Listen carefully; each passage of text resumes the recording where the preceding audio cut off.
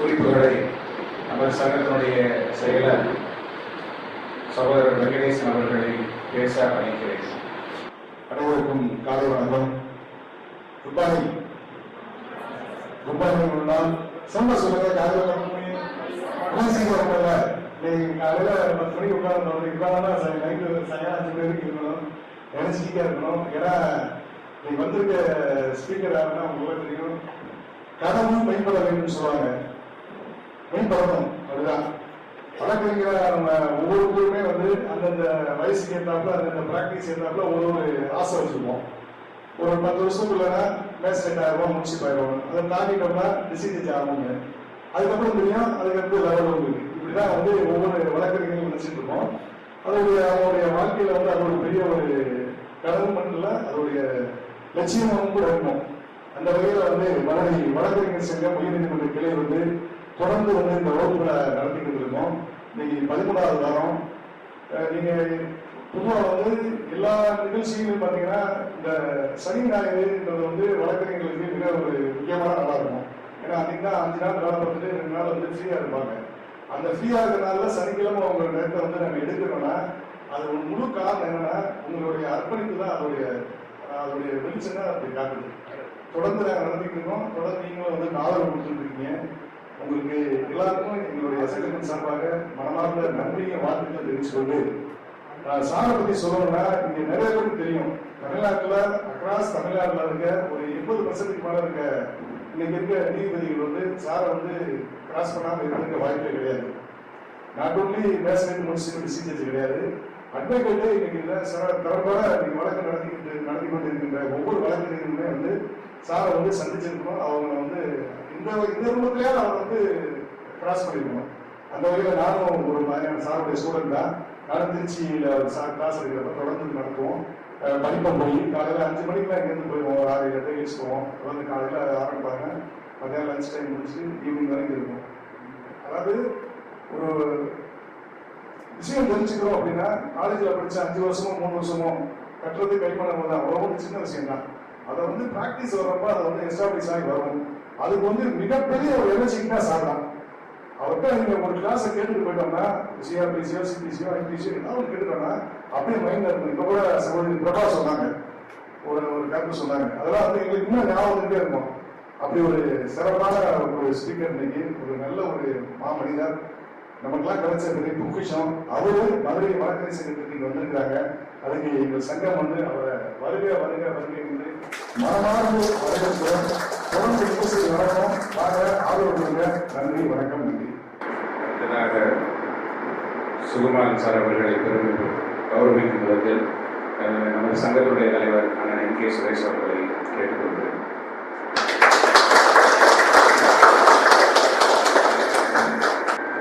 அனைவருக்கும் காலை.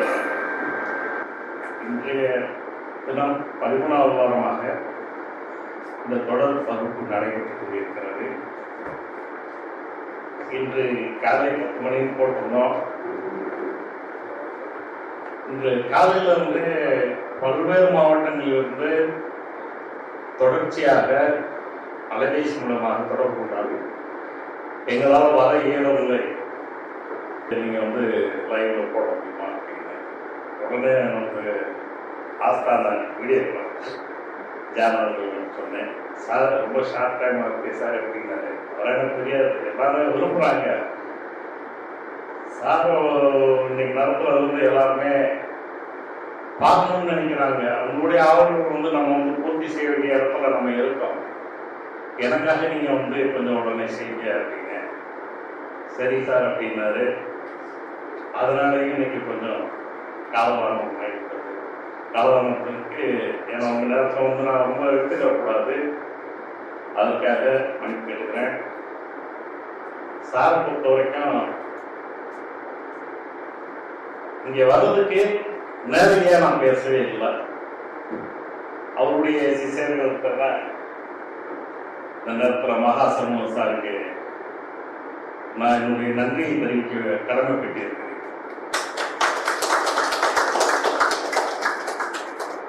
தொடர்ச்சியாக என்னை தொடர்பு கொண்டிருந்தார். சார் நான் அவர்கிட்ட கேட்டேன், டாக்டர் பேசிட்டு நான் உங்களுக்கு என்ன சொல்கிறோம்னாரு. சார்னே இந்த மாதிரி பேசுனாங்க, பிரசிடென்ட் சார் பேசுகிறாங்க அப்படின்னாங்க, சொல்லியிருப்பார் உங்களுக்கு வர சொன்னாரு அப்படின்னு. நல்ல விஷயங்கள் பண்ணிக்கிட்டு இருக்காங்க, அதில் நம்மளும் கலந்துக்கிறோம்னு சொல்லி உடனே டைம் கொடுத்தாரு, நேரம் இன்றைய தேதி கொடுத்தாங்க. ஏன்னா போன வாரத்து வரைக்கும் கேட்கலாம் அப்படின்னா முடிச்ச உடனே ஒரு நாள் தரேன் அப்படின்னு சொன்னார். அதுக்கு அடுத்து பார்த்தீங்கன்னா அவர் தொடர்ச்சியாக தொடர்பு கொண்டு சார் என்ன பண்ணிட்டு இருக்கேன், என்ன செஞ்சுட்டு இருக்கேன், எல்லாம் போயிட்டு இருக்கு சார், ஒன்றும் பிரச்சனை இல்லை. நேற்று இத்தனையுமே வந்தாங்க, அவங்க கூட இருந்தாலும் அதிக நேரம் காலையில் வரைக்கும் இருக்க முடியல. மிகவும் சிறப்பாக இருக்கும். தமிழகம் முழுவதும் இன்றைய தினம் அவருடைய மிகப்பெரிய ரசிகர் பட்டாளம் அவங்களுக்கு சந்தோஷப்படுத்துற மாதிரி இன்னைக்கு நடந்துச்சு நிகழ்ச்சிகள். உங்களுக்கு அனைவருக்கும் நன்றியும் வாழ்த்துக்களையும் தெரிவித்து விடைபெறுகிறேன்.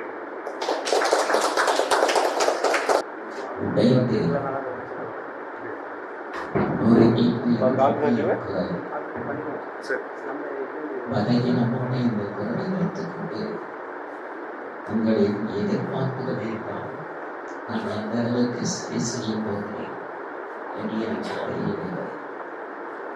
ஆனாலும் மாலை 5 மணி வரை நான் பேச வேண்டும். அந்த 5 மணிக்கு மேல் உங்களின் நேரத்தில் ஒரு வினாடி, ஒரே ஒரு வினாடி கூட நான் எடுத்துக்கொள்ள மாட்டேன். மிகச்சரியாக 5 மணிக்கு முடிப்பேன். ஒரு வாக்கியத்தை சொல்லிக் கொண்டு வரும்போது 5 மணி ஆகிவிட்டால் அந்த வாக்கியத்தை கூட முடிக்க மாட்டேன். நான் என்னுடைய பேச்சை முடித்து விடுவேன்.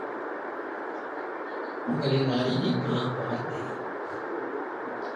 பாரதியில் சாட்சியாகினே, பாரதியில் நியாய சங்கீதா, பாரதிய நகர் சங்கீதா, இந்த 3 ஆக்டையும் நீங்க கொடுத்தது சாயந்தரம் 5 மணிக்கு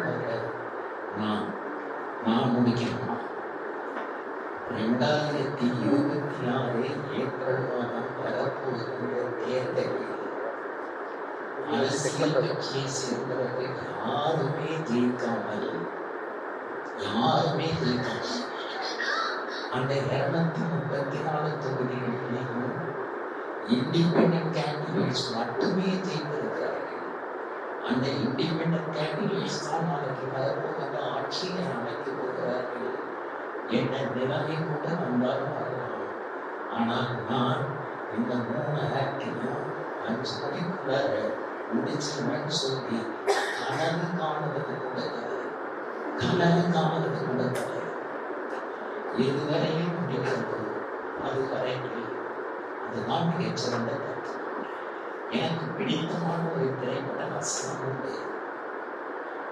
அவன் கிட்ட சொல்லுவான், நான் உன்னை லவ் பண்றேன், நாளைக்குள்ள நீ ரிசல்ட் சொல்லுவேன்.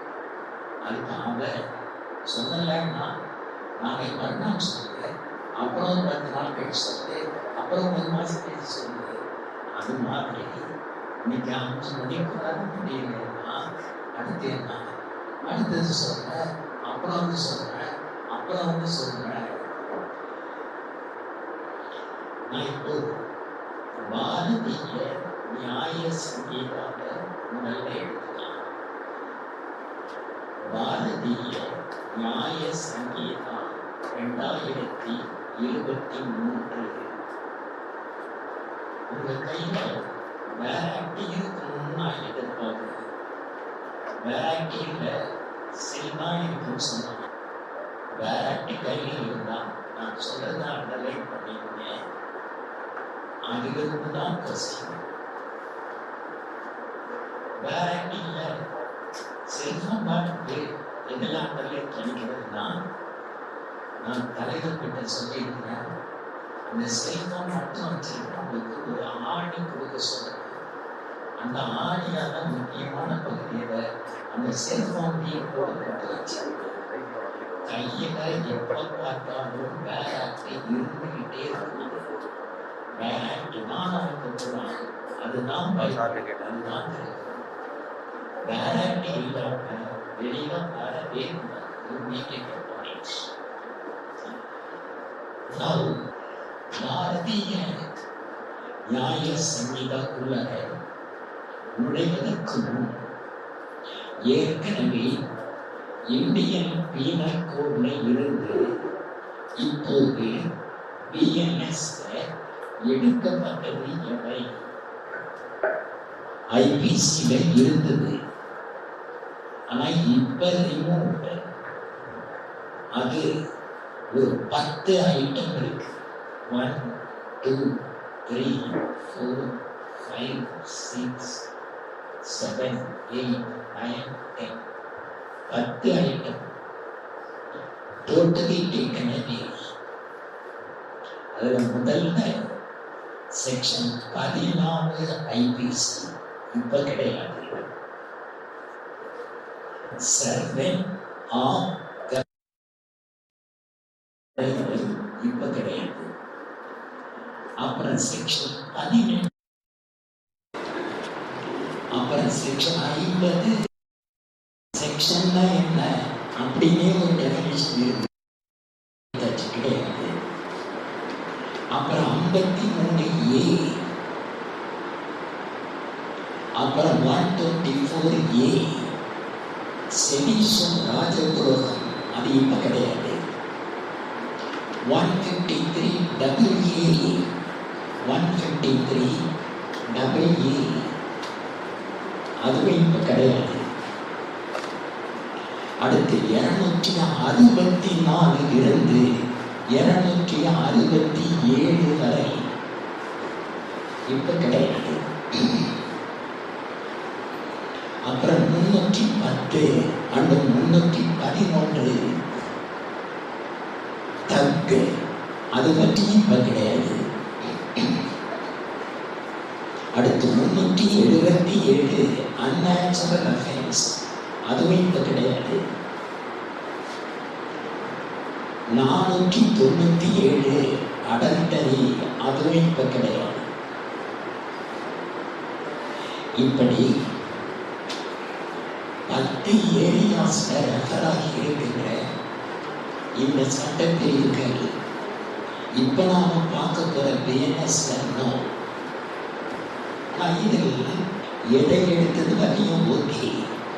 ஆனால் என்னால் டைஜஸ்ட் பண்ண முடியாத ஒரு செய்தி என்னன்னா 377 497 எடுத்திருக்க கூடாது. That is my personal opinion. 377 497 அடர்த்தரையையும் எடுத்திருக்க கூடாது. சரி, அதை தான் எடுத்தாங்க இல்லையா?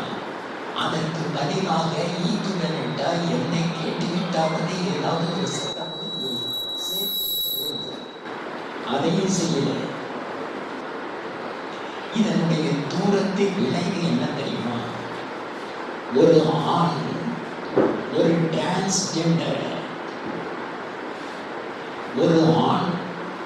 டிரான்ஸ்ஜெண்டர் ரேப் பண்ணினால் இப்போதைக்கு இருக்கிற பிஎன்எஸ்ல there is no section at all. இப்ப இருக்கிற பிஎன்எஸ் கிடையாது. அதே மாதிரி கர்நாடகா ஹைகோர்ட்ல கதற தீர்ப்பு எழுதினாங்க. டெட் பாடியோடு உடலுறவு கொண்டால் ரேப்ல கண்டிப்பா வராது. ஏன்னா ரேப் என்னது? A man is sentenced to commit rape on a woman தான் இருக்கு. டெட் பாடிங்கிறது உமன்னு வராது, டெட் பாடி. அது கர்நாடகா ஹைகோர்ட்ல அதுக்குள்ள புதிய செக்ஷன் போடணும்னாங்க. 497 and 377 எடுத்ததுல எனக்கு கொஞ்சம் கூட உடன்பாடு கிடையாது. அதிலே மாற்றங்கள் கொண்டு வந்திருக்கிறீங்க. ஆங்கிலத்திலே ஒரு பழமொழி சொல்லுவார்கள், புதிய குழந்தை பிறக்கிறது, அதை டப்புல போட்டு கழுவுறாங்க, அழுக்கு தண்ணீரை வீசுகின்ற வேகத்தில் குழந்தையோடு சேர்த்தே வீசியது போல அப்படின்றது. throwing a child along with the bottled water அப்படின்னு சொல்லுவாங்க. அந்த மாதிரி ஒரு சீர்திருத்தம் கொண்டு வருகிறேன் என்று சொல்லிவிட்டு நல்ல நல்ல சட்டப்பிரிவுகள் தூக்கி எறியப்பட்டிருக்கின்றன. ஆனாலும் கூட நல்லா ஞாபகம் என்னுடைய கணக்கு சரியாக இருந்தால் இன்னும் ஒரு 100 ஆண்டுகளுக்கு இந்த 3 பேர்களை ஒதுக்கிவிட்டு சட்டம் என்பது நொண்டி அடிச்சு கூட உண்டாக்க முடியாது. அந்த 3 பேர்கள் யார் என்றால், 1 ஜேம்ஸ் ஸ்டீஃபன், 2 லார்டு மெக்காலே, 3 என்னை பற்றி நானே சொல்லிக் கொள்ளக்கூடாது. இந்த 3 பேர்களை ஒதுக்கிவிட்டு சட்டம் என்பது நொண்டி அடிச்சு கூட முன்னால் போக முடியாது. இன்னைக்கு பிஎன்எஸ் நாம படிக்கணும்னு சொன்னா இதுல 80% of the ideas taken from the great Lord Macaulay. 80% ideas taken from Lord Macaulay. நான் இப்போ இந்த ஏரியாக்குள்ள நீங்க கொடுத்திருக்கிற இந்த நேரத்துக்குள்ளார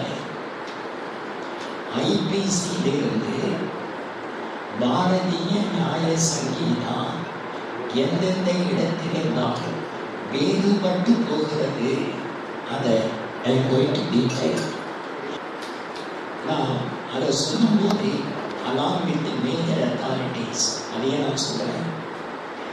அப்ப நான் உங்களால எக்ஸாமினேஷன்ல ரைட்டிங்கா ஜட்ஜ்மெண்ட்ங்கிறத சக்சஸ்ஃபுல்லா பண்ண முடியும்.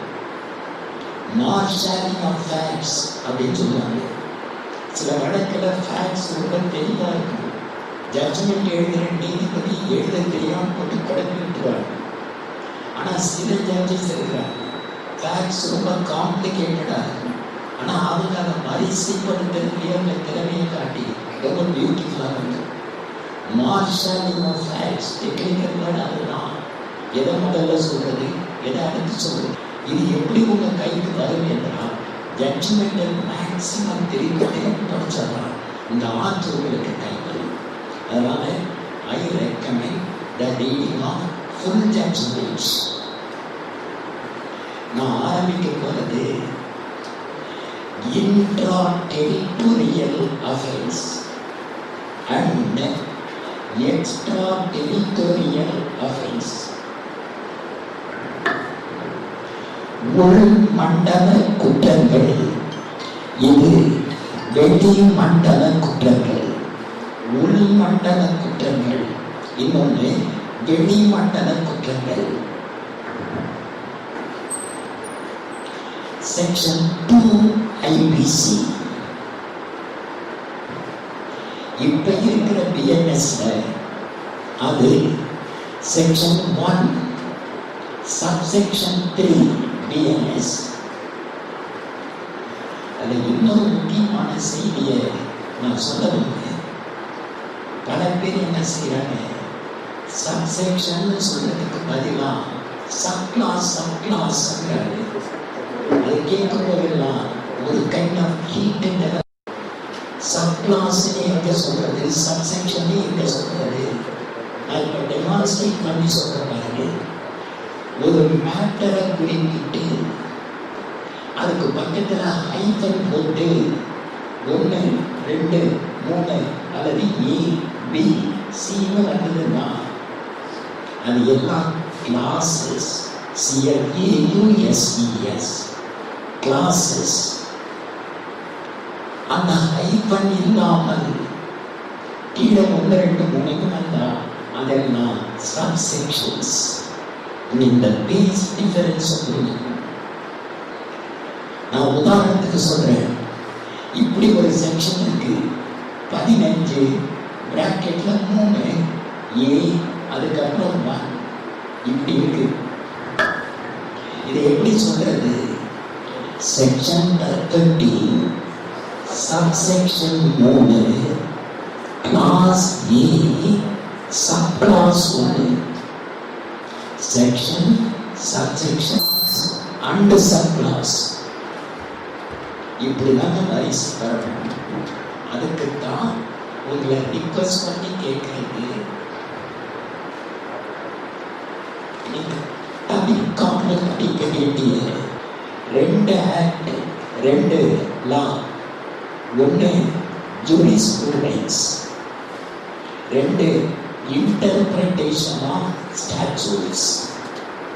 இந்த 2 புக்கையும் you should not miss it. Jurisprudence and interpretation of statutes. அதை படிக்க அமுத சுரபி மாதிரியே வித்தியாசமான கோணங்கள் நல்லா பிடிப்பதும். நான் உதாரணத்துக்கு சொல்றேன், ஜூரிஸ்ப்ரூடென்ஸ் புக்கை எடுத்து பாருங்க. வாக்காளர்களை படித்த மாதிரி உங்களுக்கு ஞாபகம் இருக்கும்.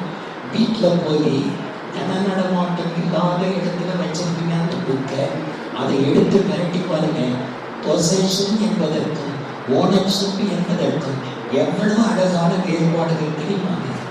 படிக்க சிரிக்குங்க.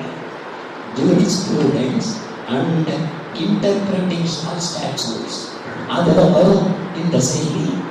Section, subsection, clause and sub clause. அந்தாண்ட ஒன்று கண்டிப்பா இருக்காது. அதுக்கு அடுத்து ஒன்று இருந்தா என்ன பண்ணுது? சப்பு கிளாஸ் சொல்ல முடியும். அந்தாண்ட ஒன்று கிடையாது. இது intra territorial offence section 2 Indian penal code. இப்ப ஒன்று என்னது? Sub section. வேலைக்கு எடுத்து கொண்டு பக்கத்துல பாருங்க, ஹைபன் இருக்காது. ஹைபன் இருந்ததுன்னா அது கிளாஸ் சொல்லணும். ஹைபன் கிடையாது. அப்ப இது ஒரு 3ங்கிறது சப் செக்ஷன். இதை முதல்ல புரிஞ்சுக்கணும். இன்ட்ரா டெரிட்டோரியல் அஃபென்ஸ் என்றால் என்ன? உள் மண்டல குற்றங்கள் என்பது எது? இந்தியாவுக்குள் யார் எந்த குற்றம் இழைத்தாலும் அதை இந்திய நீதிமன்றம் விசாரிக்கலாம். அதுதான் இன்ட்ரா டெரிட்டோரியல் அஃபென்சஸ். இந்திய எல்லைக்குள் யார் எந்த குற்றம் இழைத்தாலும் அதனை இந்திய நீதிமன்றம் விசாரிக்கலாம். நான் உதாரணத்துக்கு சொல்றேன். மதுரை பஸ் ஸ்டாண்டுக்கு எதிர்த்தாப்பு ஒரு அமெரிக்காக்காரனும் ரஷ்யாக்காரனும் சண்டை போட்டுக்கிறான். ஒருத்தன் இன்னொருத்தர் துப்பாக்கியால சொல்லிட்டான். அப்ப அந்த வழக்கை எங்கே விசாரிப்பது என்றால், அவன் அமெரிக்கா ரஷ்யாவா இருந்தா கூட சம்பவம் இந்திய எல்லைக்குள் நடந்ததால் இந்திய நீதிமன்றம் விசாரிக்கலாம். நான் சொல்ற பிரின்சிபிள நல்லா ஞாபகம் வச்சுங்க.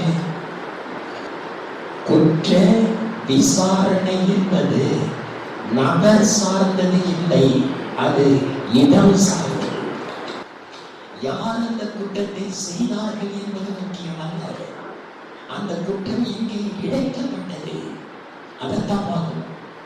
இந்திய எல்லைக்குள் ஒரு குற்றம் இழைக்கப்பட்டால் இந்திய நீதிமன்றம் அது யாராக இருந்தாலும் விசாரிக்கலாம். அதுக்கு பேரு தான் இன்ட்ரா டெரிட்டோரியல் அஃபென்ஸ். இப்போ ஒரு லாட்டின் மேக்ஸிம், இதை தரவு பண்ணிருங்க. மெயின் எக்ஸாமினேஷன் எழுதும்போது, டிவியா எழுதும்போது மேக்ஸிம் எல்லாம் கலந்து உங்க ஆன்சர் புக்கில் இருந்ததுன்னா அதுக்கு ஒரு ஆடட் அட்ராக்ஷன் கிடைக்கும்.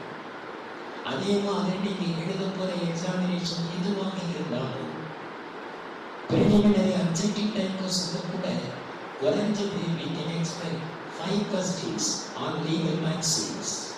அதனால மேக்ஸிமை கொஞ்சம் கொஞ்சமாக சேகரிக்கணும். நான் இது தொடர்பாக ஒரு maxim, crime men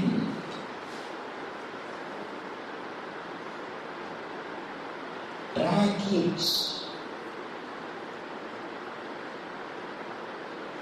crime men track it personam என்றால் crime carries the person. அவன் அமெரிக்காக்காரனா இருக்கலாம், ரஷ்யாக்காரனா இருக்கலாம்.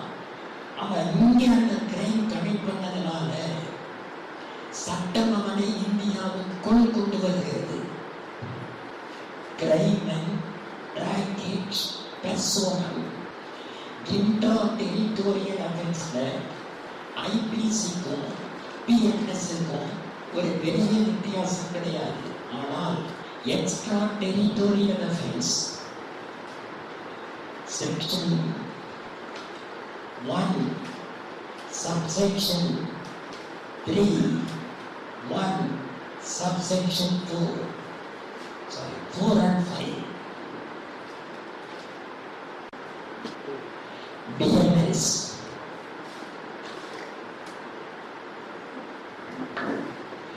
section 1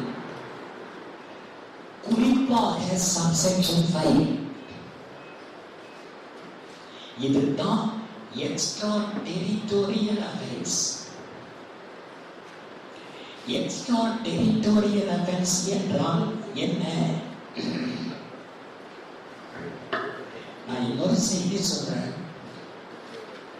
லாவை நீங்க படிக்கும் போது அது ஒன்றும் வேரியஸ் ஐலாண்ட்ஸ் மாதிரி ட்ரீட் பண்ணி படிக்க கூடாது.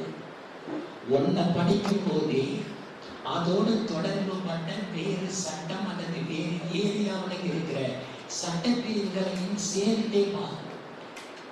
அதனால நீங்க இந்த எக்ஸ்ட்ரா டெரிட்டோரியல் அஃபென்ஸ் இங்க நீங்க பார்க்கும்போது அதை அடுத்து உடனடியாக செக்ஷன் 208 BNSS அதையும் சேர்த்து பார்க்க வேண்டும். இந்த செக்ஷன் 1 சப்செக்ஷன் 5க்கு கீழே ஒரு இல்லஸ்ட்ரேஷன், ஒரு எடுத்துக்காட்டு. எக்ஸ்ட்ரா டெரிட்டோரியல் அஃபென்ஸ் என்றால் என்ன என்பதுல எந்த மாற்றமும் கிடையாது. மெக்காலே சொன்னத அப்படியே நீங்க மாறும். ஆனால் அதுக்கு கீழே மெக்காலே கொடுத்திருக்கின்ற இல்லஸ்ட்ரேஷன்ல நாம இப்போ ஒரு சின்ன சேஞ்ச் பண்ணியிருக்கோம். அவ்வளவுதான். அதே மாதிரி section 208 BNSS we have made a small change, that's all. அந்த சேஞ்ச் தான் நான் இப்போ கான்சன்ட்ரேட் பண்ண போறேன். I am standing on extra territorial offenses, வெளி மண்டல குற்றங்கள் என்றால் என்ன? அதை முதல்ல பார்க்கலாம். எது வெளிமண்டல குற்றங்கள்? அதுக்கு ஒரு கீ லெட்டர் சொல்றேன், அதை ஞாபகம் வச்சுங்க. அதை வைத்துக் கொண்டே you can develop your answers to the question what is called extraterritorial offense. நீங்க ஞாபகம் வச்சுக்க வேண்டிய கீ லெட்டர்ஸ் CPC, அதை ஞாபகம் வச்சுங்க. எக்ஸ்ட்ரா டெரிட்டோரியல் அஃபென்ஸ்னா என்னங்கிறத you can easily manage. இந்திய குடிமகன் ஒருவன் உலக பந்தில் எந்த இடத்துல இந்திய குற்றத்தை இழைத்தாலும் அவனை இந்திய நீதிமன்றம் விசாரிக்கலாம். நான் திருப்பி சொல்றேன். An Indian citizen commits an offense anywhere in the world. Indian courts are competent to try that offense. இந்திய குடிமகன், இந்தியன் சிட்டிசன் அமெரிக்காவில் ஒரு மாடல் பண்றான்னா he can be tried in Indian courts. அவன் செய்தது இந்தியாவிலேயும் குற்றம் என்று இருந்தால் அவனை இந்திய நீதிமன்றம் விசாரிக்கலாம். அதுதான் இந்தியன் சிட்டிசன்ங்கிறதுக்கு தான் சி. இந்திய குடிமகன் இந்தியாவில் குற்றமாக இருக்கக்கூடிய ஒன்றை உலகத்தின் எந்த இடத்திலே இழைத்தாலும் அவனை இந்திய நீதிமன்றம் விசாரிக்கலாம். அடுத்து பி, எனி பர்சன், அவர் சிட்டிசனாக இருக்கலாம், நான் சிட்டிசனாக கூட இருக்கலாம். எனி பர்சன், அவர் இந்தியாவில் பதிவு செய்யப்பட்ட ஷிப், இந்தியாவில் பதிவு செய்யப்பட்ட ஏர்கிராப்ட், அந்த ஷிப் அந்த ஏர்கிராப்ட்ல ஏதாவது குற்றம் இழைத்தால் அந்த கப்பலோ ஏர்கிராப்டோ எங்கே நின்றாலும் அதுக்குள்ளான குற்றம் இழைத்தால் அந்த கப்பல் அல்லது ஏர்கிராப்ட் இந்தியாவில் பதிவு செய்யப்பட்டதாக இருக்கும்.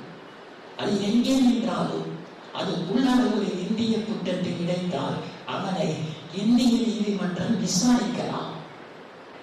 அதுதான் பி. உதாரணமா, இந்தியாவில் பதிவு செய்யப்பட்ட ஒரு கப்பல் அது செங்கடல்ல நிக்குது. அந்த கப்பலுக்குள்ளாக ஒருத்தன் ஒரு கிரைம் பண்றான்.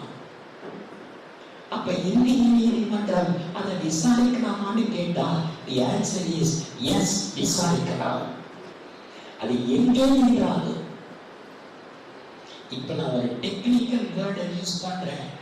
கேரளா ஜுடிஷியல் சர்வீஸ் எக்ஸாம்ல ஆஃப்டர் ரிப்பீட்டட் கொஸ்டின் இது. What is called floating territory of India? Floating territory, floating territory of India என்று எதை சொல்வது?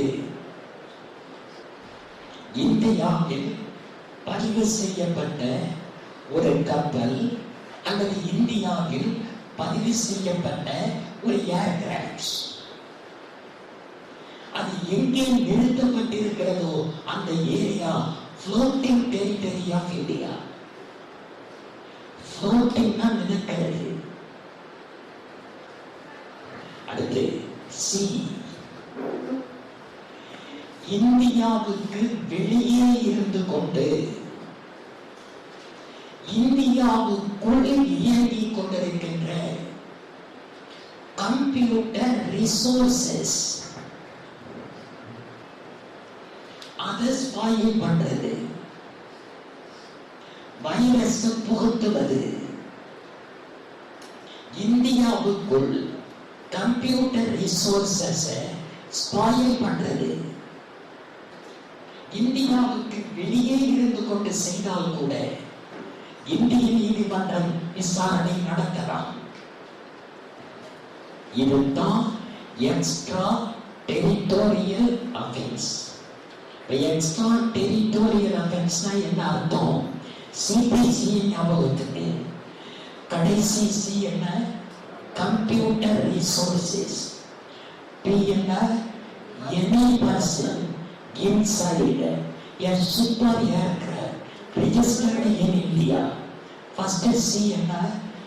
Citizen of India in any place.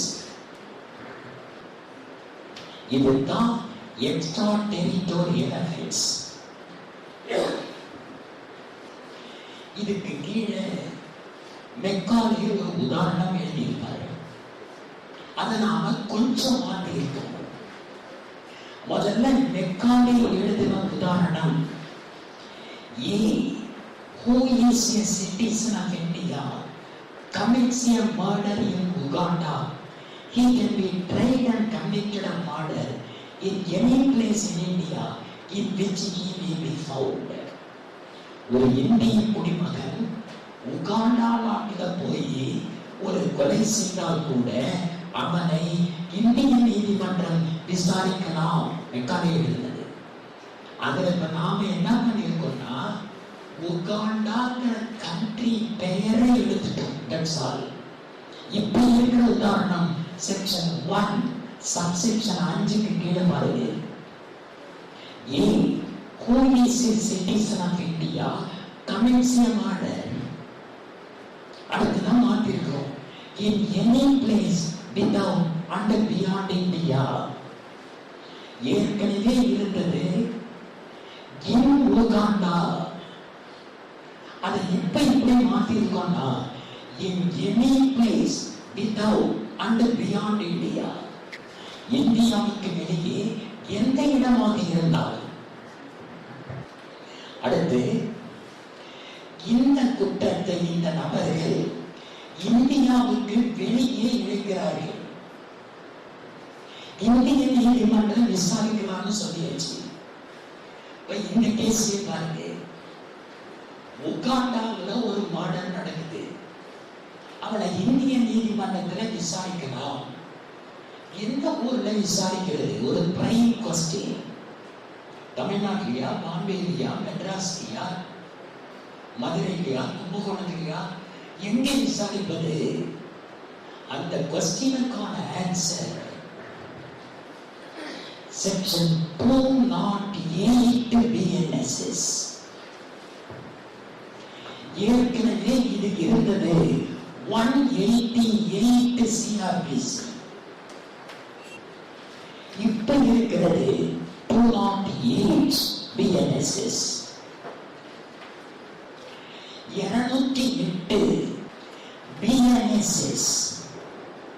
அதுல ரெண்டு விஷயங்கள் பேசப்படுகின்றன. இந்திய நீதிமன்றம் விசாரணை நடத்தலாம். எங்கே விசாரணை நடத்துவது என்றால் அதுக்கப்புறம் பார்க்கலாம். இப்ப இந்த சென்டென்ஸ் பாருங்க, எங்கே விசாரணை நடத்தலாம். செக்ஷன் பார்த்தீங்கன்னா at any place at which he may be found அப்படின்னு இருக்கும். at any place at which he may be found. அவன் எங்கே காணப்படுகிறானோ அங்கே விசாரணை நடத்தலாம். உகாண்டாவில் மர்டர் பண்ணாங்க, மதுரை பஸ் ஸ்டாண்ட்ல அரெஸ்ட் ஆனாங்கன்னா மதுரையில் அந்த வழக்கை நடத்தலாம். Where he is found, foundங்கிற வார்த்தை தான் இம்பார்ட்டன்ட். அது மட்டும் இல்லாமல் ஒரு பாயிண்ட் போக, இரண்டாவது, அவ்வாறு வழக்கு தொடுக்க வேண்டும் என்றால் மத்திய அரசாங்கத்திடமிருந்து பிரீவியஸ் சாங்ஷன் வாங்க வேண்டும், முன் அனுமதி. இந்திய நீதிமன்றத்தில் விசாரிக்கணும்னா you must get permission from the central government. At any place at which he may be found. அவன் எங்கே காணப்படுகிறானோ அங்கே அந்த விசாரணையை நடத்தலாம். இப்பதான் ஒரு கேஸா நான் சொல்றேன். முன்னாடியே நான் ரெஃபர் பண்ண மாதிரி அந்த கேஸாக ஃபுல்லா யூ மஸ்ட் ரீட். ஒரு 6 மாசம் போதுங்க, 6 மாசம். You must forget everything. எந்த எக்ஸாமா இருந்தாலும் யூ கேன் ரீட். ஒரு 6 months ஃபர்கெட்டிங் எவ்ரிதிங். நான் இப்ப சொல்ற இந்த அத்தாரிட்டி என்ட்ரி ஓம் எம் ரஜினி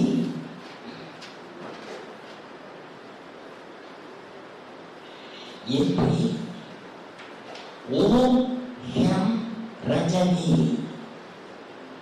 இது ரெஃபர் பண்ண என்ட்ரி என்றால் in the case of அப்படின்னு அர்த்தம். in the matter of entry. entry Om M Rajini 2005 SCC criminal page number 443. அந்த கேஸ் என்ன சொன்னாங்கன்னா,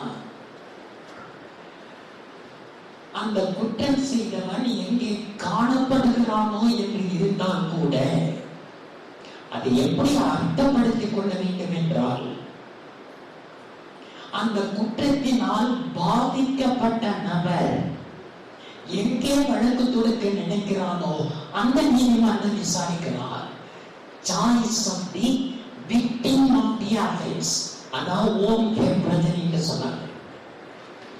choice of the victim of the offence, அந்த குற்றத்தினால் பாதிக்கப்பட்ட நபர் எங்கே அந்த வழக்கினை தொடுக்க வேண்டும் என்று நினைக்கிறானோ அந்த நீதிமன்றத்தில் அந்த வழக்கை தொடுக்கலாம். ஆனா இது என்னால ஏற்றுக்கொள்ள முடியாத ஒரு தீர்ப்பு தான். ஏன்னா வார்த்தை தெளிவா இருக்கு. where he is found இருக்குன்னா அவன் எங்கே காணப்படுகிறானோ அங்கே.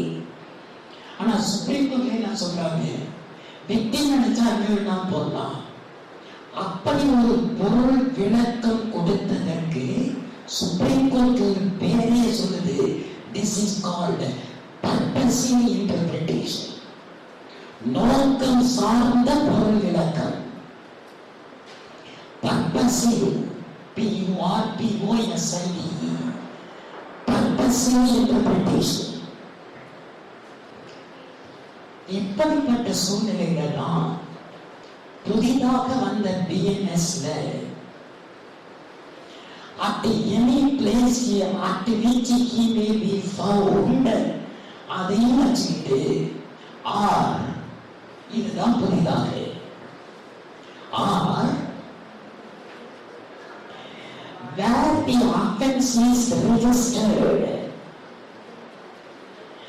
இந்தியாவில் எந்த இடத்துல அந்த குற்றம் பதிவு செய்யப்பட்டிருக்கிறதோ அந்த நீதிமன்றத்தில் விசாரிக்கலாம்.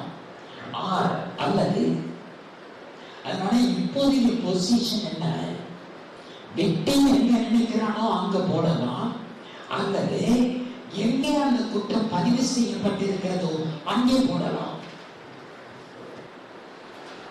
இதுதான் நான் சொல்ல நினைக்கிற முதல் சேஞ்ச். அடுத்து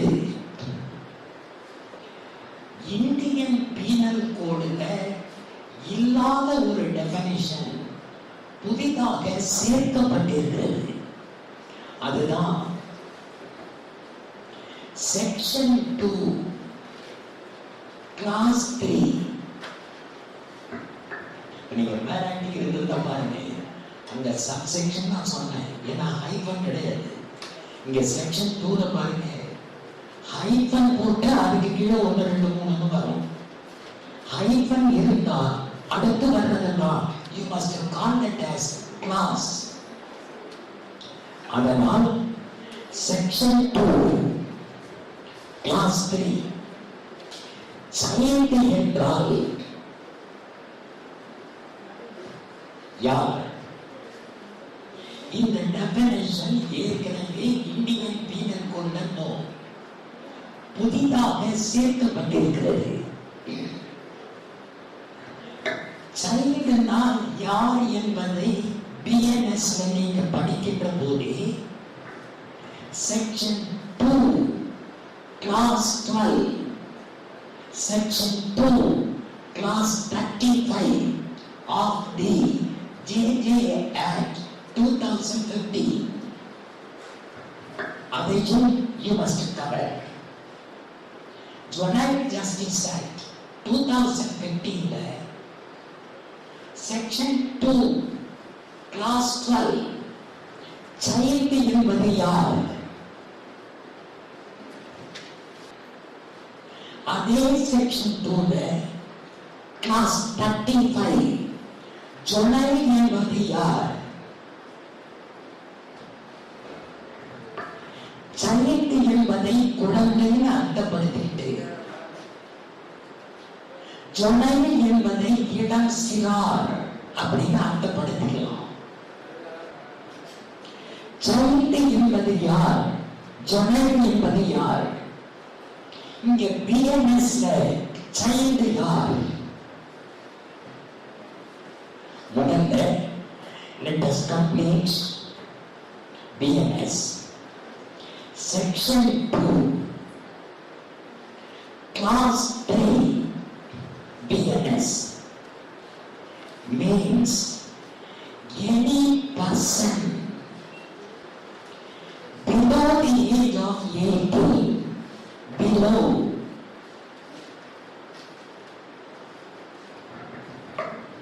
child definition over. இதுவே JJ Actல child என்றால்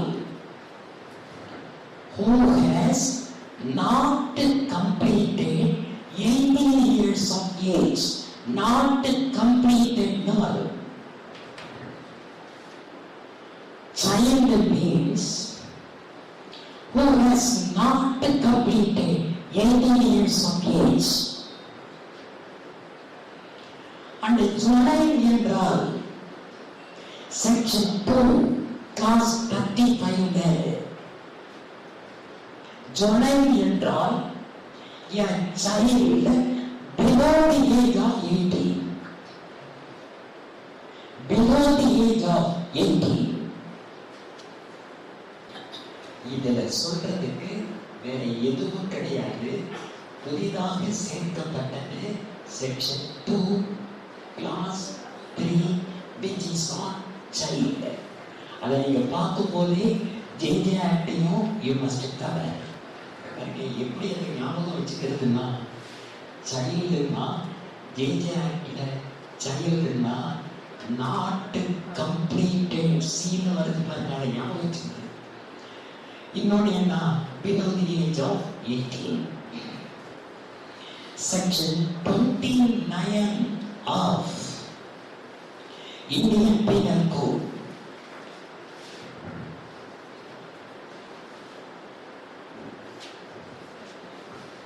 அது இப்போ செக்ஷன் 2 கிளாஸ் ஏஜ் BNS. டாக்குமெண்ட் என்றால் என்ன, ஆவணம் என்று எதை சொல்லுவது? ரொம்ப ஷார்ட்டா ஒற்றை வரியிலேயே டாக்குமெண்ட் என்றால் என்ன என்பதை we can complete. Anything or any substance that is called a document. Anything, அது ரைட்டிங்கா இருக்கலாம், டிராயிங்கா இருக்கலாம், கிறுக்கல்களாக இருக்கலாம், ஒற்றை புள்ளி கூட இருக்கலாம். Anything, எதன் மீது, on any object, on any object. அதனால என்ன தெரியுது, ஆவணம் என்பது தானாகத்தான் இருக்க வேண்டும் என்ற அவசியம் இல்லை.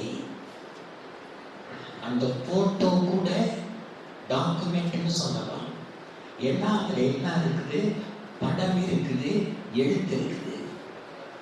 நான் எழுதுகின்ற இந்த பேனா கூட டாக்குமெண்ட் தான், ஏன்னா இதுல எழுத்து இருக்கு.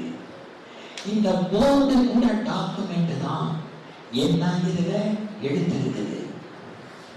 சோ ரைட்டிங்கா இருந்தாலும், படமாக இருந்தாலும், கிறுக்கல்களாக இருந்தாலும், எதன் மீதாவது அது சொல்லப்பட்டிருந்தால் that can be called as a document. சுற்றுகின்ற இந்த ஃபேன் கூட டாக்குமெண்ட் தான், ஏன்னா அதுல எழுத்து இருக்கு. நான் பேசுற இந்த mic can be called as a document, இதுல எழுத்து இருக்கு. இங்கிலாந்துல நடந்த ஒரு புகழ்பெற்ற வழக்கு, என்றி R versus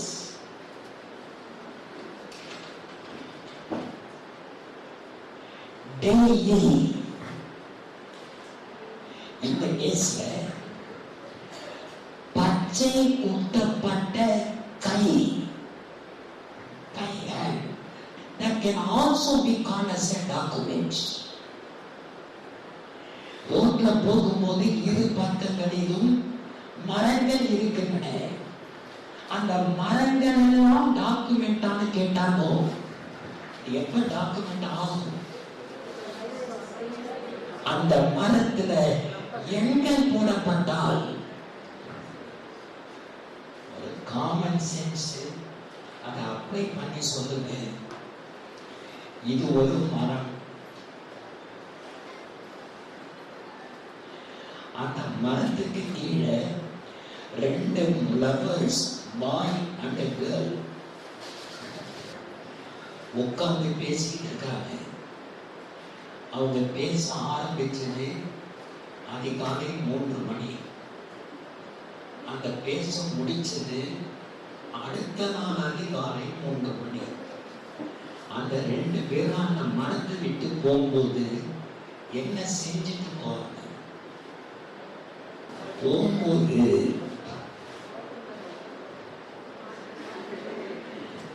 பெரிய நினைவு, பெரிய வரலாற்று சம்பவம் நடத்திட்டாங்க. இதை கூட என்னால தாங்க முடியுது. குறுக்க ஒரு 50 தான் வருது. நான் பல இடங்கள்ல சொல்லி இருக்கிறேன், ஹார்ட்டுக்கும் அன்புக்கும் தொடர்பே கிடையாது. மனசுங்கிறது மனசை தொட்டு சொல்லுமா, எங்க மனசு இங்கே இருக்கு, அது வெறும் பம்பிங் ஸ்டேஷன் அவ்வளவுதான். மனசுங்கிறது எங்க இருக்குன்னா இந்த 2 புருவங்களுக்கு நடுப்புற இருக்குது.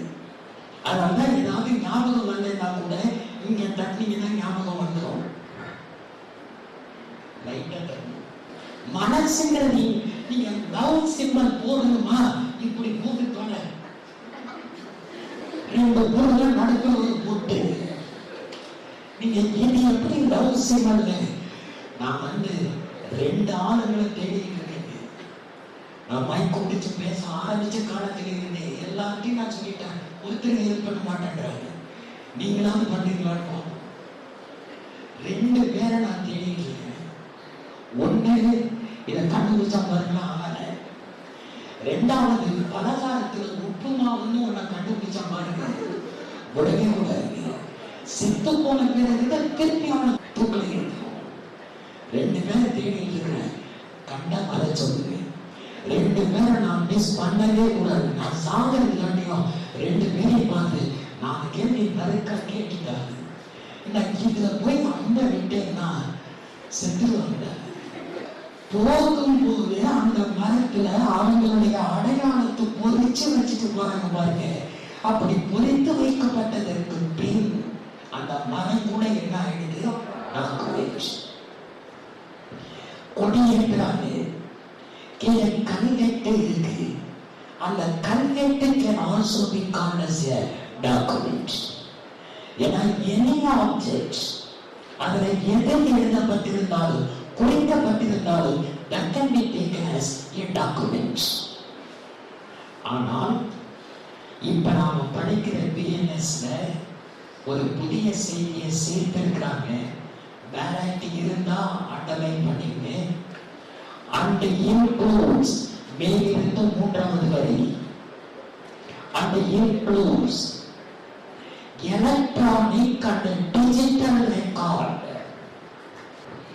இல்ல எலக்ட்ரானிக் ரெக்கார்ட்னா என்ன, டிஜிட்டல் ரெக்கார்ட்னா என்ன, அந்த பாரதிய சாட்சிய அதிநியத்துல we are going to see and includes electronic and digital record. அதுதான் டாக்குமெண்ட். இந்த செக்ஷனை முடிக்கிறதுக்கு முன்னாடி அங்க ரெக்கார்ட் ஆகுதுன்னு வச்சுது. அந்த ரெக்கார்ட டாக்குமெண்ட் என்று சொல்ல முடியுமா என்றால் முடியும், சொல்ல முடியும். அதை கொண்டு போய் நீதிமன்றத்துல சாட்சியமாக கொடுக்கலாம். டாக்குமெண்ட். ஆனால் அது நீதிமன்றம்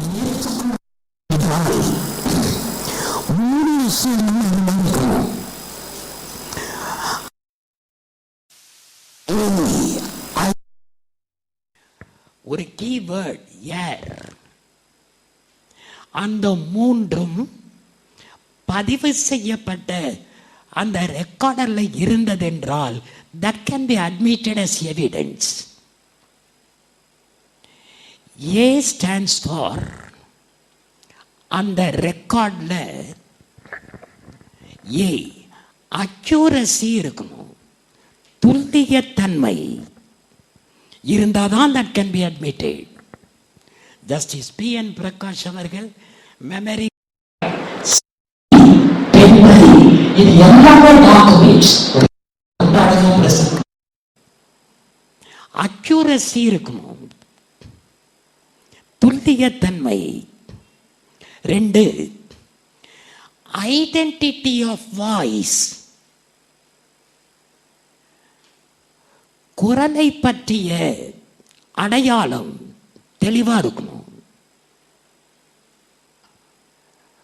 அதனால தான் நான் பேசி முடித்த போது சில லாயர்ஸ் வந்து கேட்பாங்க, நீங்கள் என்ன sir supreme court high court judges பற்றிலாம் அப்படி சொல்கிறீங்களே, கண்டெம்ட் ஆஃப் கோர்ட் உங்கள் மேலே வந்தால் என்ன பண்ணுவீங்கன்னு. வராது. அப்படியே வந்தாலும் அவங்க எதை எவிடன்ஸாக கொடுக்க போகிறாங்க? நான் பேசினதை ரெக்கார்டை தானே கொடுக்க போகிறாங்க. அதில் எனக்கு கிடைச்ச மிகப்பெரிய பரிசே என்ன தெரியுமா? ஒவ்வொரு இடத்துல பேசும்போது என் வாய்ஸ் ஒவ்வொரு மாதிரி இருக்கும், யூனிஃபார்மிட்டி இருக்காது. அப்படியே என் மேலே கண்டெம்ட் ஆஃப் கோர்ட் வந்தால் கூட அதை நான் பேசவே இல்லையன்ட்டு போயிட்டே இருப்பேன். ஏன்னா அந்த வாய்ஸுக்கும் இப்போ இருக்கிற வாய்ஸுக்கும் தொடர்பே இருக்காது. ஐடென்டிட்டி ஆஃப் வாய்ஸ் அது இருக்கணும். இவ்வளவு ஜாக்கிரதையாக இருந்தோம், பிரச்சனை என்ன தொடர்ந்துக்கிட்டே இருக்குதுங்க.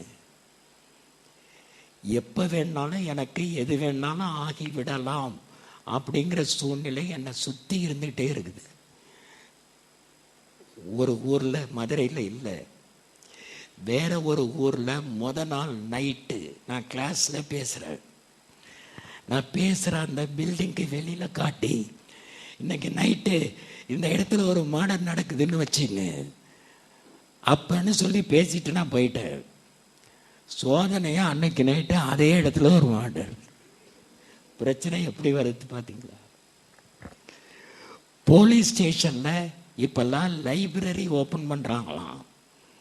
அங்கே என்கிட்ட சொல்லி, கும்பகோணம் இன்ஸ்பெக்டர் நிறைய புக்ஸ் இருக்குது சார், நீங்கள் கொஞ்சம் புக்கு கொஞ்சம் எனக்கு சப்ளை பண்ணிங்கன்னா நான் லைப்ரரியில் வைப்பேன் அப்படின்னு.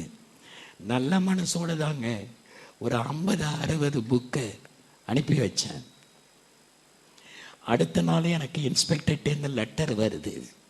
என்னன்னா, நீங்கள் 50க்கும் மேற்பட்ட புத்தகங்களை கொடுத்தீர்கள், மிக்க நன்றி. ஆனால் அந்த 50 புத்தகங்களில் அரசாங்கத்தால் தடை செய்யப்பட்ட 2 புத்தகங்கள் இருந்தது. அவை உங்களுக்கு எப்படி கிடைத்தது என்பதை 3 நாட்களுக்குள் விளக்க சொல்லணும், இல்லைன்னா யூ வில் பி ப்ராசிக்யூட்டட். பிரச்சனை எப்படி வருது பார்த்தீங்களா? நான் ரொம்ப தேடி கண்டுபிடிச்சி, இங்க சொல்லுங்க சார், தடை செய்யப்பட்ட புத்தகத்தை வச்சிருக்கிறது குற்றமா?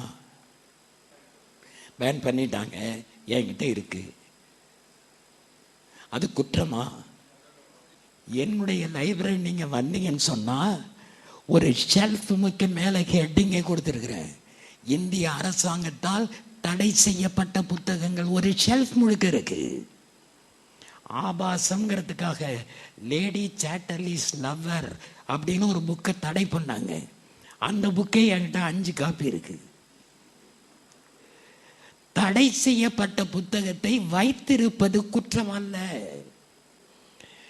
இதை நான் தேடி கண்டுபிடிச்சு அந்த இன்ஸ்பெக்டருக்கு ரிப்ளை அனுப்புறேன், இது மாதிரி அது குற்றம் இல்லைன்னு. அடுத்த 2 நாள் எனக்கு திருப்பி லெட்டர், மன்னிக்க வேண்டும், உங்களுடைய வழக்கை நாங்கள் இப்போது டீல் பண்ணல, இத நேஷனல் இன்வெஸ்டிகேஷன் ஏஜென்சி NIA அங்கே அனுப்பிவிட்டோம், ஆகவே நீங்கள் அங்கே தொடர்ந்து கொள்ளலாம். இப்ப இந்த மாதிரி விசாரணைக்கு தமிழ்நாட்டில இருந்து அடிக்கடி போற 2 ஆள் யாருன்னா, ஒன்னு விஜய், இன்னொன்னு நான். டெல்லிக்கு போறேங்க பொடி நடையா. ஆகவே பதிவு செய்யப்பட்ட அந்த speech can also be called as a document. ஆனா என்ன இருக்கணும்? அக்யூரசி இருக்கணும், ஐடென்டிட்டி ஆஃப் வாய்ஸ் இருக்கணும், அண்ட் ரெலவென்சி இருக்கணும். வழக்கோடு தொடர்பு பட்ட செய்தியாக அது இருக்கணும்.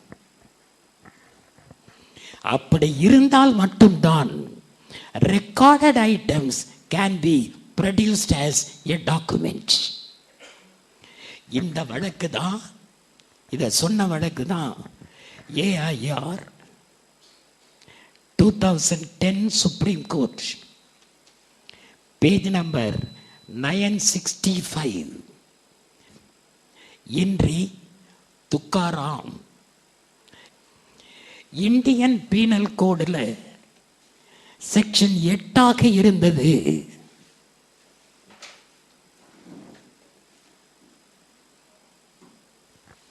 இப்போ section 2 class 10 BNS, that is on gender பாலினம்.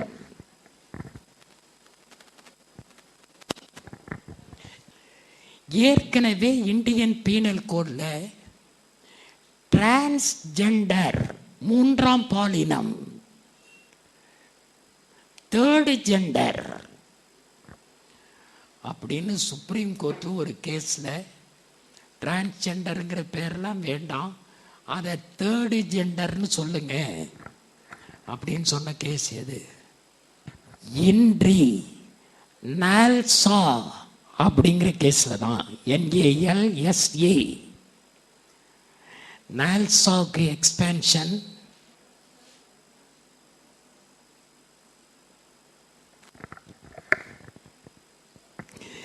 National legal services authority.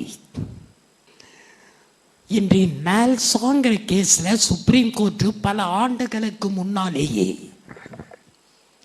டிரான்ஸ்ஜெண்டர்னு சொல்லாதீங்க, they can be called as third gender. இப்ப ஜெண்டர் என்ற வரிசையில் மேல், ஃபீமேல் ஆர் டிரான்ஸ்ஜெண்டர் சேர்க்கப்பட்டிருக்கிறது. பேரக்ட பாருங்க, or transgender now added. he or she or third gender. இதெல்லாம் lord Macaulay துவக்கி வச்சதுங்க. ஒரு அதிசயத்தக்க இன்டெலிஜென்ட் மேன் தட் மெக்காலே. அவனுடைய பெட்டியை பார்த்தா பிரிட்டிஷ் ஆண்ட போது ஃபர்ஸ்ட் லா கமிஷன் ஆரம்பிச்சது 1834. ஃபர்ஸ்ட் லா கமிஷன் இந்தியா. மெக்காலே பிறந்தது 1800. அந்த ஃபர்ஸ்ட் லா கமிஷனுக்கு தலைவர் யாருன்னா மெக்காலே தான். அப்ப என்ன தெரியுது பாருங்க, ஜஸ்ட் 34 வயசுல லா கமிஷன் தலைவராகவே ஆகிறான் மெக்காலே.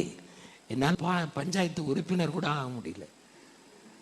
34 வயசுல அந்த ஜீனியஸ் ஃபர்ஸ்ட் லா கமிஷன் தலைவர் ஆகிறாரு. ஆனா காலம் போட்ட கிறுக்கலை கவனிச்சிங்கன்னா 1859 மெக்காலே இறக்குறான். அவனால் மிகவும் கஷ்டப்பட்டு எழுதப்பட்ட இந்தியன் பீனல் கோட் அவன் செத்ததுக்கு பிறகுதான் was adopted, ஏற்கப்பட்டது. that came into force in the year 1862. அவ்வளவு கஷ்டப்பட்டு டிராஃப்ட் பண்ணாங்க. ஆனா அவன் உயிரோடு இருக்கின்ற காலம் வரையில் that has not been recognized. செத்ததுக்கு பிறகுதான் ரைட். இந்த இடத்துல நான் ஒரு செய்தியை சொல்லணும். he என்று எங்கே வந்தாலும் that includes she. Now that includes transgender also. He includes she and transgender. அந்த பிரின்சிபிளை ஞாபகம் வச்சுக்கிட்டீங்கன்னா இதெல்லாம் யார் எழுதினது? மெக்காலேயோட பியூட்டிஃபுல் பிரெயின்ங்க. சில செக்ஷனை படித்து பார்க்கும்போது மெக்காலேயே ஆசை தீர துப்பாக்கியில் சுட்டே கொன்னணும்னு தோணும். ஏன்னா ஒரு இடத்துல 2 அறிவாளி இருக்கக்கூடாது. அதான் நான் இருக்கிறேன், அப்புறம் எதுக்காம சுட்டணும்னு தோணுங்க. ஏன்னா இந்த அளவுக்கு அக்கிரமமாக ஒரு ஆளுக்கு அறிவு இருக்க முடியும். ஒரு செக்ஷன் போட்டான் பாருங்க, 404.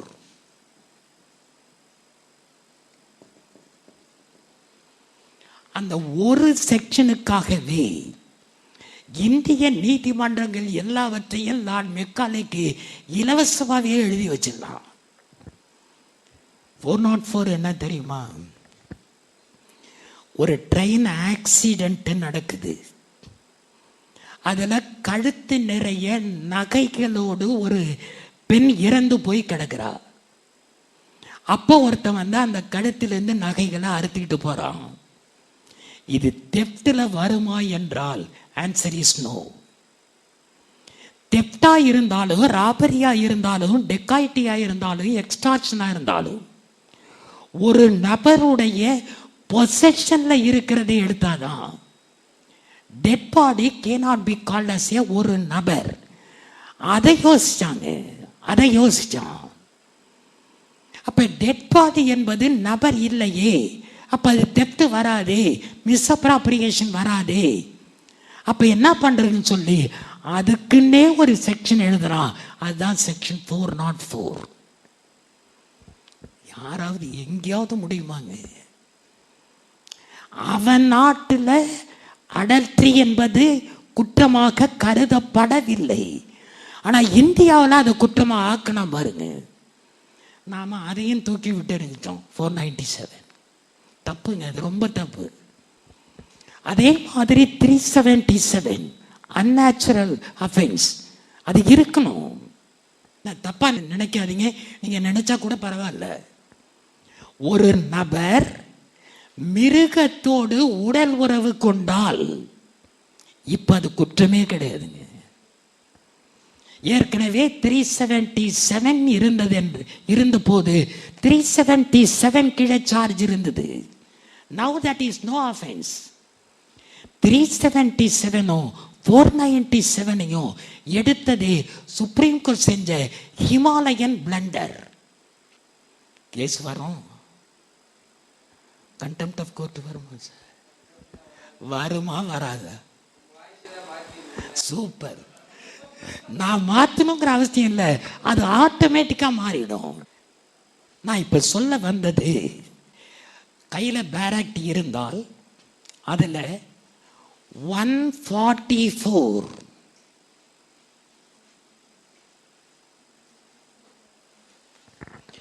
இது எப்படிமா சொல்லுவீங்க? இது எப்படி சொல்றது? செக்ஷன் 144 உடனே கிளாஸ் என்னடாதீங்க, இது சப்செக்ஷன் 1, இது கிளாஸ். நான் அந்த கிளாஸ்னு சொல்ல இடத்துலாம் மேலே பார்த்தீங்கன்னா ஒரு ஹைஃபன் போட்டு கீழே வரும்.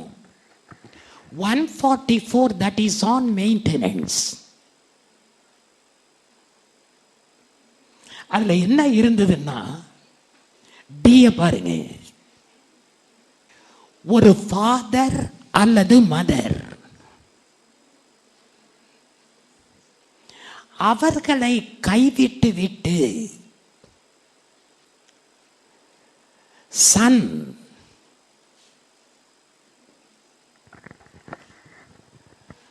அவன் ரொம்ப தூரத்துல அந்தமான் தீவுன்னு வச்சுங்க.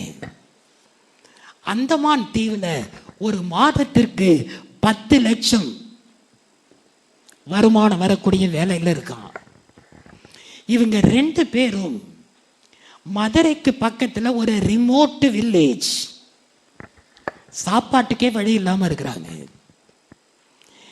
ஏற்கனவே இருந்த 126 சிஆர்பிசில சிஆர்பிசி 126 இவங்க ஜீவனாம்ச வழக்கு சன் மேல போடணும்னா இவங்க இருக்கக்கூடிய மதுரையில போட முடியாது. இவங்க அந்தமான் தீவுக்கு போய் அங்கதான் அந்த கேஸ் போடணும்னு இருந்தது. அந்த நிலைமை இப்ப 145ல மாற்றப்பட்டு விட்டது. வரவேற்கத்தக்க சேஞ்ச். இப்ப என்னன்னா, இவன் இருக்கின்ற இந்த இடத்திலேயும் போடலாம், இவர்கள் வசிக்கின்ற இந்த இடத்திலேயும் போடலாம். That is the present position of law. அந்த சேஞ்சை கொண்டு வந்தது BNSS. அட் எனி பிளேஸ், இங்கே இவன் இருக்கின்ற இடத்திலேயும் போடலாம், இவர்கள் வசிக்கின்ற இடத்திலேயும் போடலாம். அது ஒரு பாயிண்ட். ஓகே. ஆனா அந்த 144(1)D அதை படிச்சு பார்த்தா இந்த சன்னை இவங்களுக்கு கிடையாது. ஒரே ஒரு டாட்டர். அந்த டாட்டர் அந்தமான் தீவில் இருக்கிறாங்க. 10 லட்சம் ரூபாய் வருமானத்தில். சாப்பிட்றதுக்கு இவங்களுக்கு வழி இல்லை. என்னுடைய கொஸ்டின், இவர்கள் அந்த டாட்டர் மேல ஜீவனாம்ச கேஸ் போட முடியுமா முடியாதா? That is the question. அதுக்கு ஆன்சர் எங்க பார்க்கணும்? செக்ஷன் 144 சப்செக்ஷன் 1 கிளாஸ் D பார்க்கணும். அதுல என்ன இருக்குது? his father or mother unable to maintain himself or herself, அவர்கள் வழக்கு தொடுக்கலாம் இருக்கு. his father, her fatherன்னு அங்க வரல. அப்படின்னா her fatherக்கு ஜீவனாம்சம் கொடுக்க வேண்டிய கடமை டிக்கு கிடையாதான்னா உண்டு. அந்த இடத்தை எப்படி நீங்க அர்த்தப்படுத்திக்கணும்? his includes சுகுமாரனை தவிர வேற யாராவது, சுகுமாரன், லார்ட் மெக்காலே, இன்னொருத்தன் யாரு, ஜேம்ஸ் ஸ்டீஃபன், இந்த 3 பேரை தவிர வேற யாராலாவது இவ்வளவு இன்டெலிஜென்டா திங்க் பண்ண முடியுமா? 1872 திங்க் பண்ணாங்க, 60ல திங்க் பண்ணான். அப்புறம் இன்னொன்னு, இந்தியன் எவிடன்ஸ் ஆக்ட் நான் படிக்கின்ற போதெல்லாம் ஆச்சரியப்படத்தக்க ஒரு விஷயம் என்னன்னு கேட்டா, ஃபேக்ட் என்பது வேறு, ட்ரூத் என்பது வேறுன்னு ஆக்கணும் பாருங்க. ஜேம்ஸ் ஸ்டீஃபன், ஃபேக்ட் என்றால் பொருண்மை, ட்ரூத் என்றால் உண்மை. இந்தியன் எவிடன்ஸ் ஆக்ட்ல ஒரு இடத்துல கூட ட்ரூத்ங்கிற வார்த்தையை ஜேம்ஸ் ஸ்டீஃபன் பயன்படுத்தி இருக்க மாட்டான். ஏன்னா ட்ரூத்தை பத்தி யாருக்கும் தெரியாது. அதனால்தான் ப்ரூவ்டு என்ற வார்த்தைக்கான விளக்கத்தில் கூட ஜேம்ஸ் ஸ்டீஃபன் எழுதியிருக்கிறான். தீர்ப்புகள் எல்லாமே ஆண்டி சப்போசிஷன் எழுதுவோம் பாருங்க. கிரேட்டுங்க, ஒரு அனுமானம். அதனால்தான் நல்ல ஜட்ஜி தீர்ப்பு எழுதுனா உனக்கு ஆயுள் தண்டனை, மரண தண்டனை நான் கொடுக்கிறேன்னு எழுதக்கூடாது.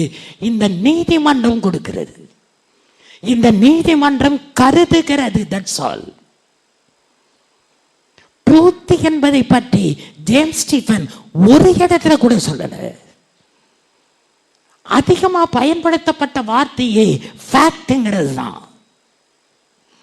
அப்ப ஃபேக்ட் என்பதற்கும் ட்ரூத் என்பதற்கும் கண்டிப்பா வேறுபாடு இருக்கு. ஃபேக்ட் என்றால் போன்று தோன்றுவது, ஃபேக்ட் போன்று தோன்றுவது. உதாரணமா குளோப், அந்த பூமி உருண்டை எடுத்து பார்த்தா அதுல பூமத்திய ரேகை அப்படின்னு ஒண்ணு வரைஞ்சிருப்பாங்க. நிஜமான உலகத்துல பூமத்திய ரேகைன்னு ஒண்ணு இருக்கா என்ன? நோ. ஒரு கணக்கு பர்பஸுக்காக நாமா போட்டுக்கிட்டது.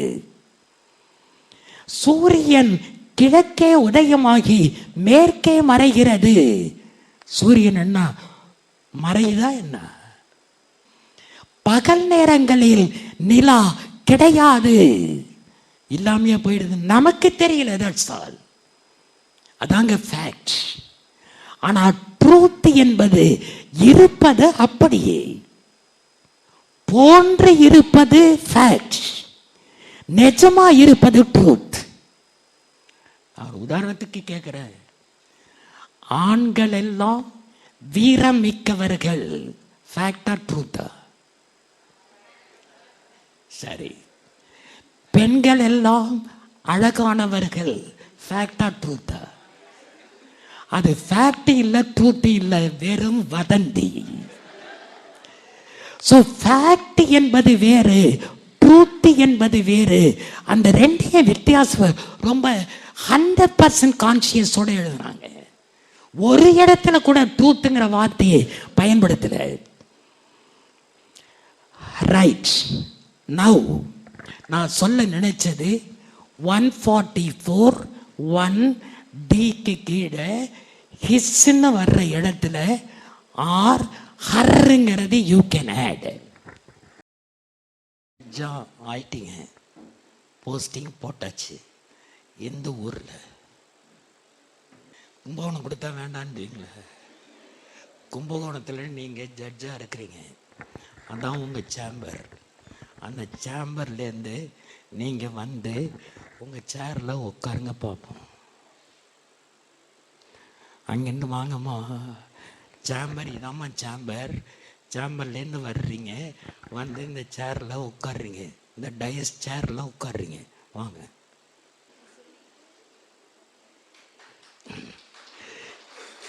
இப்ப நீங்க கும்பிடும்போது எதிர்த்தாப்புல இருக்கிற லாயர்ஸ் எல்லாம் அப்படியே கும்பிடுவாங்க பாருங்க.